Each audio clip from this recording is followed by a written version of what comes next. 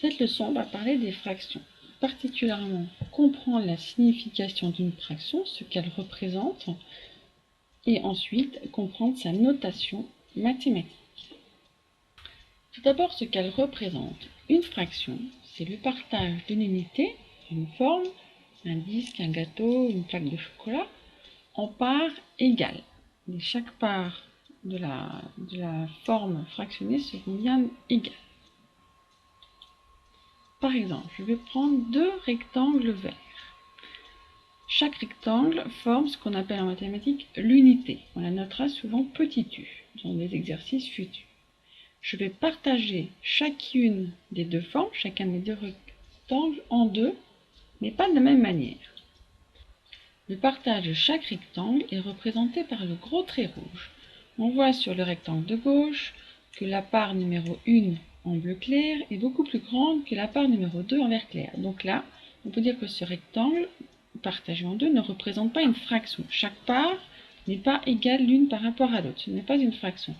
Par contre, le rectangle de droite, sur le rectangle de droite, on voit bien que chaque part, en bleu et en vert clair, ont la même forme, la même taille. Donc ce sont bien deux parts égales. Donc le rectangle vert de droite représente bien une fraction de ce rectangle en deux parts. Maintenant, voyons comment les mathématiciens ont écrit la fraction, ont écrit la notation mathématique d'une fraction. Alors, comme exemple, on va partir d'un disque que j'aurais découpé en 4 parts et j'ai envie de prendre une part de ce disque qui est représentée par la part en rouge. Les mathématiciens écrivent une barre, pour dire c'est une barre de fraction, et un 4 en dessous de la barre. Ça veut dire que le disque a été partagé en 4, donc le nom d'une part se nomme un quart.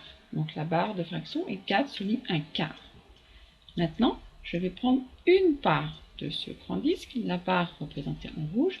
Donc je note tout simplement un 1 au-dessus de ma barre de fraction.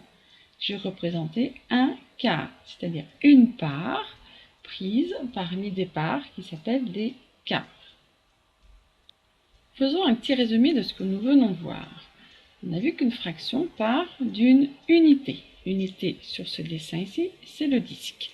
Le disque, là, je l'ai coupé en 4 parts, j'en ai pris une part. Les mathématiciens vont noter un quart, 1, une barre de fraction et un 4. C'est-à-dire qu'au numérateur, c'est-à-dire ce qui est représenté par le chiffre 1, c'est le nombre de parts que je prends, qui est représenté en rouge, donc une part. Et ce qu'on appelle le dénominateur, c'est sous la barre de fraction. Ici, c'est le 4, c'est le nom d'une part, c'est donc un quart. Voyons voir maintenant une fraction sur un autre exemple. Mon unité ici est un pentagone. Je vais vouloir écrire en mathématiques comment symboliser le fait que j'ai pris les deux parts en bleu sur la totalité de ma figure. Donc pour connaître le nom d'une part, je vais d'abord compter le nombre de parts, enfin combien de parts égales j'ai coupé ma figure. Je les compte, 1, 2, 3, 4, 5.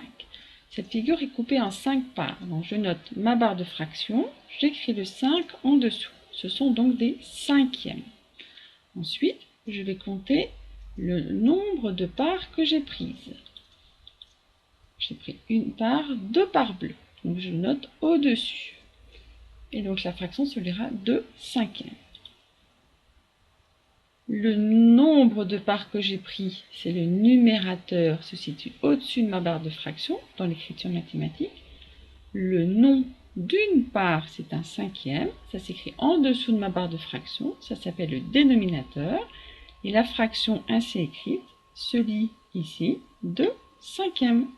Voilà, aujourd'hui j'ai appris comment comprendre ce qu'est une fraction et comprendre également son écriture mathématique.